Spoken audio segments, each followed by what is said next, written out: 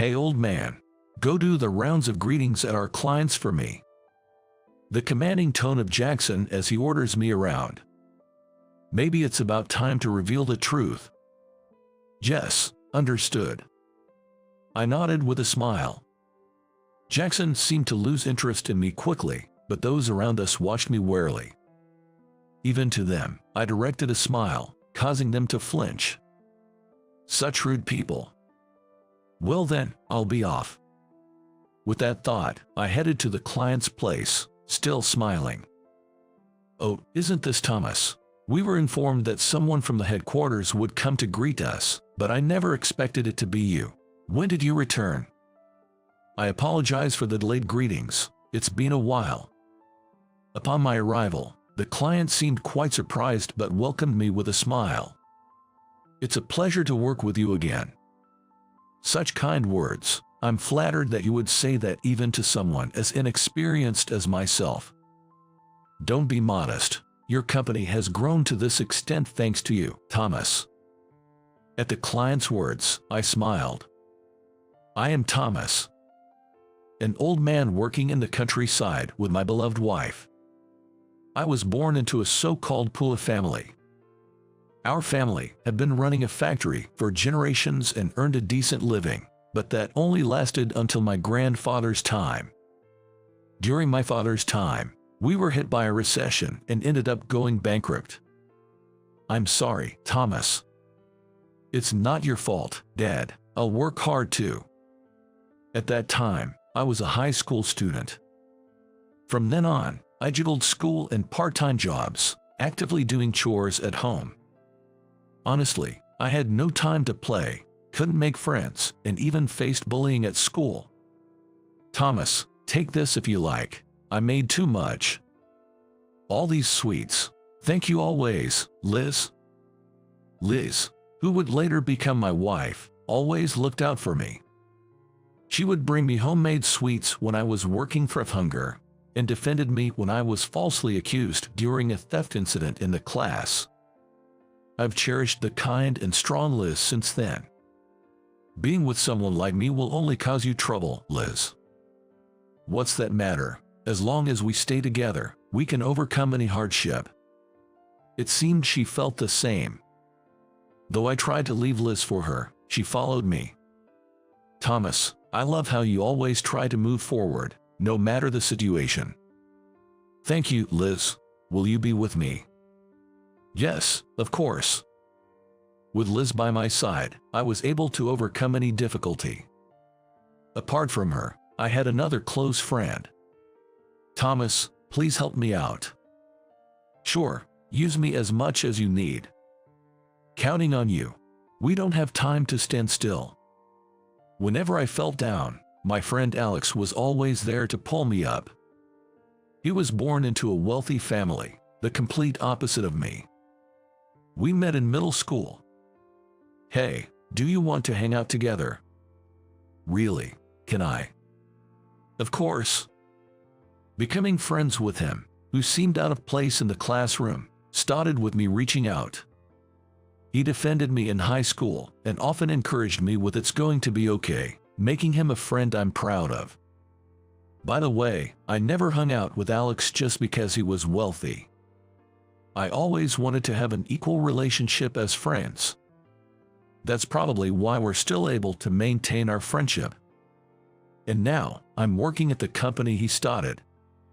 However, due to various circumstances, I'm not at the headquarters but at a branch in the countryside.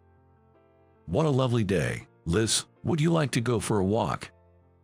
Oh, that sounds nice. How about we make a picnic and eat outside? I'm looking forward to it. Even so, I live peacefully amidst clean air. I was perfectly happy with my life as it was. Thomas, it's been a while. Long time. What's happened? One day, I got a message from Alex. He wanted me to come back to the headquarters soon. Could you give me a little time to think? I want to discuss it with Liz. All right, let me know once you've made up your mind. I couldn't accept it right away. The reason was simple. Both Liz and I liked our countryside life. We couldn't easily let go of this life. However, if Alex is specifically asking, there might be some issue at the headquarters. But if Alex is asking for your help, there must be something, right? I was thinking that too, but I'll be fine. Maybe it's worth going back to the headquarters for a while. After a thorough discussion with Liz, we decided to respond to Alex's call.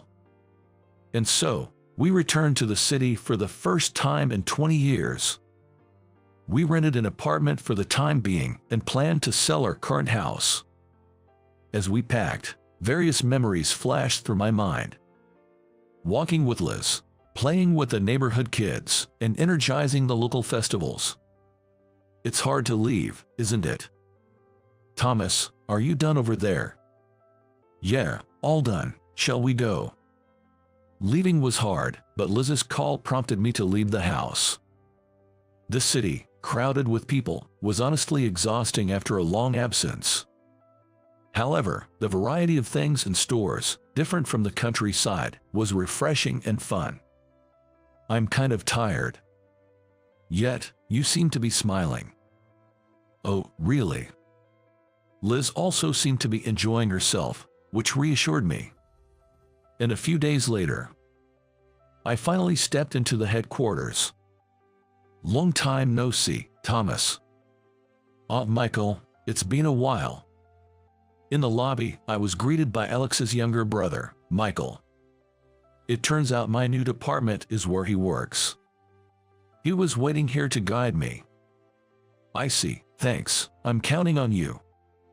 Yes, looking forward to working with you. I thanked him and entered the floor together while making small talk. Running late today, Michael. Then, a man approached Michael. He looked familiar, but I just couldn't place him. Yeah, I was guiding Thomas, who will be working in our department from today. A newbie, looks like an old man. Hey, that's rude. The man snorted dismissively and returned to his desk. Instead, Michael apologized to me. I'm sorry, Thomas. No worries. Who was he? After asking Michael, I finally learned his name. He is Jackson, a young department head and Michael's colleague. I don't mean to be rude, but is he okay? He's not a bad person. I couldn't help but sense trouble with Michael's wry smile. For the rest of the day, I greeted people here and there, checked on my future work, and went home early as it was my first day. Welcome back. How was the company? I met Michael. Michael, that's Alex's brother, right? Liz seemed nostalgic at my words. She also knows Michael. Maybe we should arrange a dinner once we settle down. Hey, Thomas, there's something I'd like to ask. What's up? I want to go to work part-time. According to Liz, she finished the housework early and got bored staying home all day. Back in the countryside, she used to take care of the kids after school. She probably dislikes having nothing to do during that time. Of course, that's fine, but promise me you won't overdo it. Yes, I promise. Liz happily started looking for part-time job listings at my words. Seeing her like this, I decided not to bring up Jackson. I can handle the company issues on my own. Good morning, Thomas. Good morning. Oh, where's the manager? The next day, when I arrived at work, the manager was nowhere to be seen. At my question, Michael awkwardly looked away. When I talked to some familiar colleagues, I learned that Jackson being late is quite common. And sometimes, he even leaves work to go somewhere. Why doesn't anyone say anything? And how can someone like that hold a managerial position? Well, he's the son of the executive vice president. Hearing this, I understood the sense of déjà vu from yesterday. I'm well aware of the EVP, and I had seen Jackson before I moved to the branch. The EVP is known to be strict with both outsiders and his own family. It's hard to imagine he would tolerate such behavior from his son. And technically, wouldn't you have a higher position? There are some complex circumstances involved. I'll explain more about it another time. Also, I haven't told anyone about my brother. Michael, being the president's brother, would likely have a higher status than Jackson, the VP's son. However, Michael prefers to compete on his own merits and keeps his background hidden. Leave him to me. After all, we started here at the same time, Michael said confidently. This gave me a hint as to why Alex called me back to headquarters. Michael has a bit of a stubborn streak and seems to harbor a sort of rivalry towards his brother, Alex. He probably doesn't want to rely on Alex. Knowing this, Alex might have placed me in this department to help out, considering my long-standing rapport with Michael. Since I've known Michael for a long time and he's fond of me, I don't mind assisting him. We started working together, discussing various matters as we went along. Chatting while working, you seem quite at ease. About an hour after work started, Jackson finally showed up. It's not like that. How about you catch up on the work you missed? You should be teaching the old man properly. I don't want any dead weight around. Despite Jackson's immediate provocation, I just smiled wryly and kept on with my tasks. After finishing my own work, I helped Michael with his. Thanks to you, I didn't have to do overtime today. Listening to Michael laugh, I learned that he's been taking on Jackson's workload. That's why he has to do overtime recently. It's one thing for Jackson to shirk his duties, but for Michael to accept this situation is another matter entirely. Seeing Michael's weary smile, I found myself deep in thought about what could be done. It's been about a month since I returned to headquarters, and time has passed so quickly. By then I had enough emotional leeway to look around the company. Ah, that woman. I noticed a middle-aged woman standing in front of the company, glaring towards it. She was glaring towards the company. Ah, that must be the one. I murmured to myself while observing her. After speaking only to the security, she left. The woman seems to be involved in Jackson's situation, a topic Michael had briefed me on. This matter was becoming a concern that I knew needed to be addressed. Ah, welcome back, Thomas. You look tired. Are you okay? I'm fine, just a bit worn out from adjusting to the city work again. I wanted to talk to Liz about Jackson's situation, but she might be tired from her new part-time job. Bringing it up made me hesitate. How's everything going for you, Liz? It's going smoothly. My colleagues at the part-time job have been really kind. I listened to Liz without talking about myself. She's intuitive, so she might have sensed something was up. Yet, she engaged in the conversation with me. I silently appreciated her for that, nodding along to her stories. One day, I was called into the president's office and had a long talk with Alex. Sorry for the sudden call. No worries. What's going on? Well, I'm thinking it's about time to take action. When I returned to the department, Michael was nowhere to be seen. It seems he was out on field visits. Ah, damn, what a hassle. Meanwhile, Jackson was irritably fiddling with his phone. Suddenly, our eyes met as he looked up. And then, Jackson smirked. Thomas, come here. Yes. He knew my name. With that thought, I obediently walked towards Jackson. I was supposed to greet our clients, but something urgent came up, so you'll have to go. Me? Yes. Jackson told me with a laugh. Old man, go do the client greetings for me. Jackson commanded arrogantly. It might be time to reveal the truth. Yes, understood. I nodded with a smile. Jackson seemed to lose interest quickly, but others around us watched me warily. Smiling back at them, they flinched in surprise. How rude. Well then, I'll be off. Thinking this, I headed to the clients with a smile. Following my declaration, I went on a round of greetings.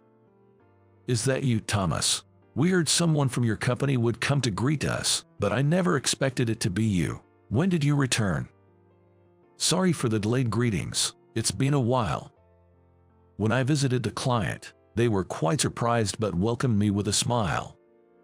By coincidence, the client was someone I had worked with several times before moving to the branch, and it was nostalgic to see they hadn't changed much. "You've really mellowed out, Thomas." "Well, I'm getting on in years." We chatted for a while and also discussed work. Eventually, we agreed on a new contract. My visit might have been the right decision. "I'm glad to be working with you again." "You flatter me. I'm honored to receive such praise, especially considering my inexperience." "Don't be modest. Your presence has significantly contributed to our growth." I smiled at the client's words. "Please, let's keep in touch, Vice President." "Indeed, I hold the position of Vice President." I haven't openly revealed my identity, but long-standing employees and associates know me. I think I have more authority than the Executive Vice President. After that, I returned straight to the company. "Thomas." "Jess, I've just returned." Upon entering the floor, Jackson approached me in a fluster. It seems that after I left there, the client called, intending to speak with Jackson.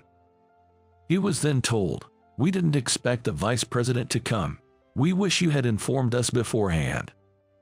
When Jackson asked what that was about, he was met with a "you don't know" and ended up feeling embarrassed.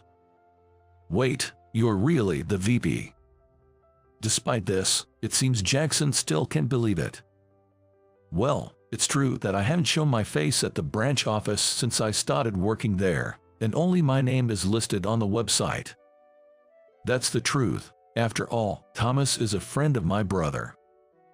At that moment, Michael came and answered on my behalf. Then Jackson tilts his head in confusion. "Brother?" "The president, Alex, is my real brother." Jackson's eyes widen in surprise at those words, and he freezes. I then shared my own story with him. "I've found you, Thomas." Alex." Initially, I was hired at a restaurant after high school. Alex, who was planning to start his own business after graduating from college, came to that restaurant. "Thomas, please help me out." "Sure, with anything." "I'm counting on you. We don't have time to stand still." Then, he recruited me to start the business together.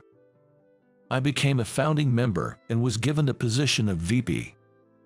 The company, which was small at first, grew gradually, and by the time executives like Michael and the EVP joined, it had grown large enough to have several branches. By then, I had also married Liz, and I was enjoying a successful life both personally and professionally. However, trouble arose. "Alex, I'm sorry, but I have to move to the branch office with Liz. I'll miss you, but it can't be helped. I'll leave the branch office in your hands." "Sure, I've got it." So I chose to go to the rural branch office with Liz. Since then, I've been moving between branch offices from time to time, continuing my work. The VP, wasn't there a rumor about him when we joined a company? Yeah, that's the rumored VP, and he's the mastermind behind our flagship product. Actually, our flagship product was my creation. Before my family's factory went under, I helped with the factory work while coming up with new product ideas. But before I could produce the new product myself, the factory went bankrupt. I never thought it would see the light of day. Let's bring that idea to fruition. Alex, who knew about the idea, made it a reality. Now, it has become our flagship product, which I have been directly supervising and improving at the branch office. I'm truly sorry. After hearing our story, Jackson deeply apologized to me. Seeing his demeanor, I thought to myself that he really wasn't a bad person. Now, would you both come with me for a moment? Michael suggested this, so we stopped the apologies for now and followed him. And he led us to the president's office. I've brought them both. Ah, thank you. There were Alex and the EVP. The EVP seemed to be in deep thought, but when he noticed me, he came over to apologize. I'm sorry for the trouble my son has caused. No, there's no need for you to apologize. Hearing my words, he looked towards his son, Jackson. You understand what you've done, right? Yes, I mean, I'm prepared to face any consequences. Jackson, looking remorseful, quietly awaited his punishment. Seeing him like this, Alex smiled. You'll be on probation for a while. Yes, and is there anything else? For now, that's it. Jackson was taken aback by Alex's words. Demotion, transfer, he asked, and was even more surprised when Alex shook his head. Everyone here knows the situation. The EVP has an ex-wife named Jessica. The cause of their divorce was Jessica's infidelity and mishandling of money. Moreover, she left with her lover, leaving young Jackson behind, so he was raised by his grandparents under the EVP's care. Jackson joined a company on the EVP's recommendation and quickly rose to a managerial position due to his excellent performance and Michael's endorsement. His promotion was based on merit, not simply because he was the EVP's son. My mother reached out around that time. Knowing the situation, Jackson shared his story while looking down. Jessica had been approaching Jackson for money, calling him her proud son.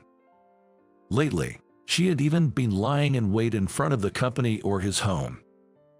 The woman I saw in front of the company the other day was Jessica. Initially, Jackson ignored her. However, she approached Jackson's pregnant wife, almost causing harm. I rushed over and managed to drive her away, so we avoided trouble. Then, to keep my unborn child safe, we decided to send my wife back to her parents' house early to avoid any further issues with my mother. Despite this, he maintained a firm stance and rejected her advances. The EVP was unaware of this until recently. When I decided to get married, my father told me, "You're a husband now. Protect your family with your own hands," so I didn't ask for help easily. I remember, I'm sorry, I should have told you to rely on me anytime. The EVP seemed to regret not offering more support. Jackson's lateness was due to Jessica accosting him during his commute. His absences from his desk were because he was driving her away, who had come to the company. On top of that, my mother would contact me numerous times during the day. I was afraid to block her, worrying she might do something to my wife. That's why I started taking over some of his tasks, because it was beginning to affect his work. The reason the colleagues in the same department didn't say anything was because Michael had explained the situation to them. So, it wasn't that Jackson was overlooked just because he was the EVP's son, but rather, everyone sympathized with him and chose to overlook it. Jackson had a complicated expression upon realizing that everyone knew about his situation.